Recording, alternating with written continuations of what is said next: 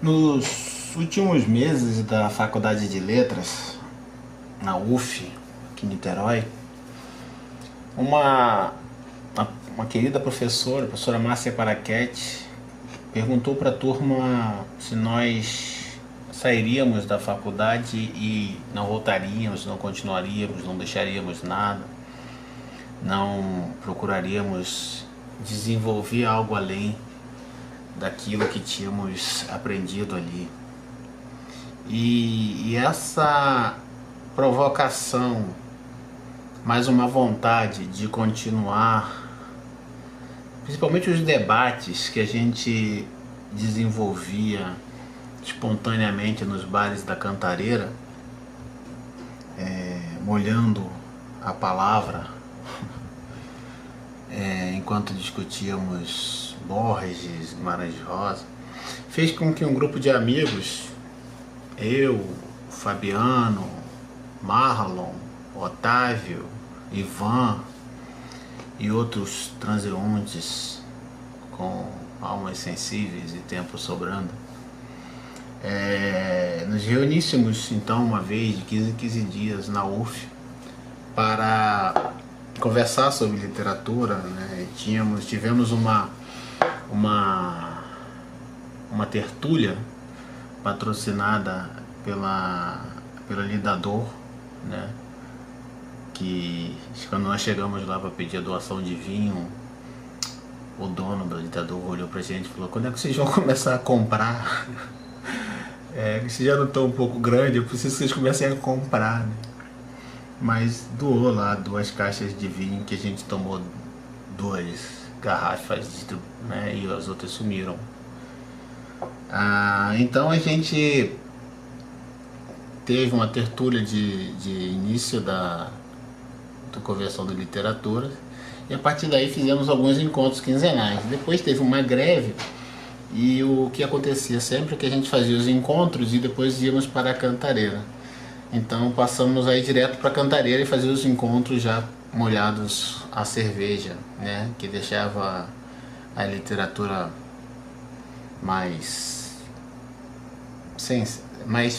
acessível, né? Para os espíritos sensíveis. Então naquela época a gente tinha uma discussão muito pretensiosa, né? Que a gente dizia assim: mas nosso grupo não vai ficar debatendo esses clássicos, né? O que há para se falar sobre Clarice, né? O que há para se falar sobre Guimarães Rosa, Borges e por aí vai. Então a gente começou, né? O primeiro foi o Jack Kerouac, feito monitorado pelo meu amigo Fabiano Moraes, e depois a gente entendeu que o interessante era trabalhar com os nomes que a gente quisesse, que a gente adorasse, e aí esquecemos a nossa arrogância e fomos ler de novo os nossos heróis, e eu fiz Jorge Luis Borges, que é o escritor argentino que eu falei na última resenha. Bom, o objetivo era ver se eu conseguia fazer um livro do Borges por bate-papo, mas é que alguns contos, né, o Borges, que é um contista, acho que fenomenal, acho que assim, como contista que ele entra para a imortalidade, essa imortalidade possível aos mortais, como contista, né, e alguns contos, essa síntese, alguns contos dele simplesmente me parecem impossível de serem comentados num vídeo só, pelo menos assim, quando eu quero dizer o livro, né? E é o que acontece quando eu pego, por exemplo, um livro que eu adoro muito e que se fala muito pouco, que é El Libro de Arena, o Livro de Areia do Borges, dessa coleção aqui, e que simplesmente o primeiro conto, o outro, né, El Otro, ele não consegue ser resolvido, pelo menos para mim, em 8 minutos, 10 minutos, né? Já é uma injustiça. E imagine o livro todo, que tem provavelmente o fragmento, o conto mais, o que a gente pode pensar em romântico de Borges, talvez esteja nesse livro chamado O Livro de Areia, né? Que é o conto Urica. E é um Borges romântico sem nada do que a gente possa adivinhar, né? Mas tem uma passagem muito interessante porque a cada metade do personagem ela diz em algum momento lá, eu não li esse agora, né? Mas é o que me marcou. Ela diz assim, ele encontra com ela na escada e ela, você vai sair? Ela, eu gosto de andar sozinha. E aí o Borges, o personagem fala, eu também, então vamos andar juntos. Então isso é, vamos dizer, é o Borges paquerando, né? Ou pelo menos o personagem Borges paquerando, muito bom. Enfim, então assim, eu não consegui e aí eu resolvi escrever uma resenha sobre esse conto. Que não tem nada de novo, no sentido de que tem milhares de resenhas sobre esse conto. Esse conto ou outro já está marcado por cinemas, curta-metragem. Mas ele é de uma genialidade que eu acho que merece para tudo para falar. Então eu vou falar um pouquinho sobre esse conto. Lembrando que ele é do livro O Livro de Areia. Olha esse título. Esse título já é algo para se pensar, né? O Livro de Areia. E o livro é de 1975, né? Ou seja, o outro que a gente falou aqui é a História Universal da Infâmia é de 1935, 40 anos. Aquele Borges tinha 36 anos, né? E agora ele está com 76 anos. A cegueira já se aproximou, né? E o livro tem uma passagem sensacional, porque o outro, né, não há nenhuma novidade, mas é aquela ideia de encontrar consigo mesmo, né, e aí iniciar uma reflexão, um debate filosófico. E se você, como é que eu vou dizer, se o teu você é interessante, o debate tende a fugir do corriqueiro, né, e é isso que acontece. Borges encontra com ele numa passagem do tempo ele está num rio, né, em Genebra. O garoto está em Genebra, o Borges garoto está em Genebra e o Borges idoso está em Cambridge. Ele estava dando um curso de literatura inglesa, né? E então ele senta para descansar na beira do rio e senta alguém do lado dele, começa a assobiar uma música e ele pensa que essa música, né, ela só pode ser cantada por alguém que tenha determinadas experiências. Então ele incomoda o jovem e pergunta, você é argentino? E o rapaz fala, então ele vai fazendo perguntas pro rapaz, então o seu nome é Jorge Luiz Borges e eu também sou Jorge Luiz Borges. Bom, isso já é sensacional e a construção, porque é evidente, o Borges é um escritor famoso pela sua construção da literatura fantástica, né? Mas o mais interessante da literatura fantástica é construir, principalmente em Borges, construir uma argumentação que faça o fantástico ter lógica. Então, em determinado momento desse conto, Borges vai falar que eu posso ter... Você pode, o garoto, você está me encontrando num sonho e eu estou te encontrando numa insônia, né? num momento, numa dificuldade de dormir, ou seja, ele cria uma explicação lógica em que esse encontro fosse possível. Enfim, o livro ele é muito... O conto ele é sensacional, mas eu queria chamar a atenção para os dois primeiros parágrafos, né, e tentar ver se isso é motivo para que vocês que passeiam por aqui se interessem, dêem uma olhada, né? Ele diz assim: o fato ocorreu no mês de fevereiro de 1969, ao norte de Boston, em Cambridge. Não o escrevi imediatamente porque meu primeiro propósito foi esquecê-lo para não perder a razão. Agora, em 1972, penso que, se o escrevo, os outros o lerão como um conto. E com os anos, ele o será, talvez, para mim. Isso não significa que seu relato possa comover um terceiro. Sei que foi atroz enquanto durou e mais ainda durante as desveladas noites que o seguiram. Isso não significa que seu relato possa comover um terceiro. Bom, são 2 parágrafos, mas eu acredito que esses parágrafos têm uma potência de escrita muito difícil de encontrar, e acho que isso tem a ver com essa força do Borges para o o contista que ele é, né? O poder de síntese. Então, ele vai dizer que o fato ocorreu, né? Evidentemente está trabalhando como fato, e que para não perder a razão, ele preferiu esquecer, né? Depois de um tempo ele decide escrever, porque as pessoas vão ler como se fosse um conto. E a pegadinha? E com o tempo, talvez até para ele seja um conto. Eu acho que isso cria um problema já sensacional, que é essa coisa da verdade, né, que a gente tem apanhado tanto e tem sido um tema capturado aí por uma direita mal intencionada, que é a ideia de que o surreal, o absurdo vai se somando, que de repente você olha e você fala, não é possível. O presidente não falou isso. Isso não faz, ele não vai falar isso. Isso é uma fantasia. Algumas coisas que acontecem no dia a dia, na vida, né? Elas têm um aspecto de ficção, de literatura, pelo menos de absurdo, de fantástico, de loucura.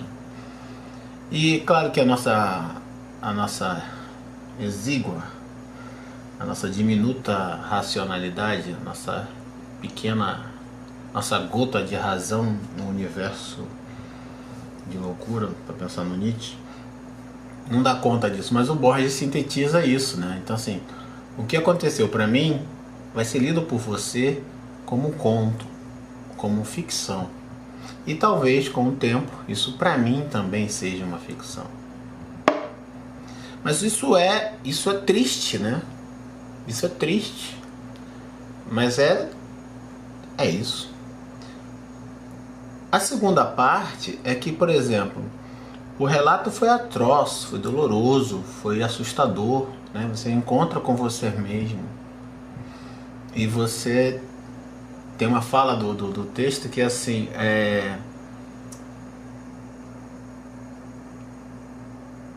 como ele se encontra consigo mesmo, não podíamos enganar-nos, o que torna o diálogo difícil, né?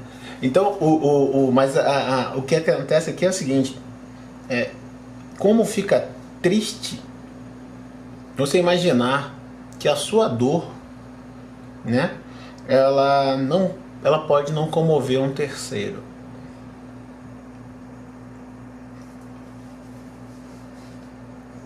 A experiência é individual. Isso está em 2 parágrafos de um conto, né? Eu nem cheguei a citar a brincadeira do garoto, que o Borges, de 19 anos, né, está escrevendo um livro que são as canções vermelhas, los ritmos rojos. Ou seja, é um jovem que sonha com uma igualdade entre os homens, né? E o Borges velho vai dizer para ele, mas você acredita mesmo que todos os homens são iguais? Que você é igual aos empresários de agências funerárias e todos os vizinhos das casas ímpares? E Borges, claro, destrói, mas por sorte o garoto escreveu O Fervor de Buenos Aires, né? Escreveu Luna de Frente, ou seja, o Borges velho fez um trabalho, tanto que virou Borges velho, mas não naquele momento. O menino precisou escrever seus textos em que os homens são iguais. O que pode marcar também o símbolo de que há uma fase na vida de todo mundo em que a gente pensa que os homens são iguais e depois a gente degenera. Bom, Eles se encontram e aí o Borges vai dizer pro garoto, né, que para poder matar a charada, o garoto não acredita que ele é Borges, então o Borges diz para ele que fala algumas coisas que só eles dois podem saber. E, inclusive dos livros eróticos escondidos atrás da estante, né? Ou seja, era um segredo do jovem Borges que, claro, o velho Borges sabia. Isso, numa racionalidade básica, já derrubaria o jovem, né? Mas evidentemente que o jovem é Borges, né? E ele responde: se eu estou sonhando com você, que sou eu no futuro, é muito natural que você saiba tudo que eu sei. Não consigo pensar em outro jovem falando isso. Então, o Borges vai criando alguns subterfúgios para poder convencer o garoto de que ele efetivamente é Borges, né? E quando ele consegue convencer,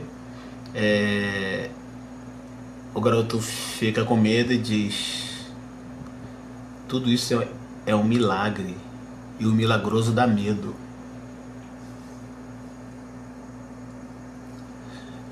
E tem, claro, evidentemente eles marcam de se encontrar no dia seguinte, mas eles não vão. O Borges velho não vai e ele tem certeza que o jovem também não foi.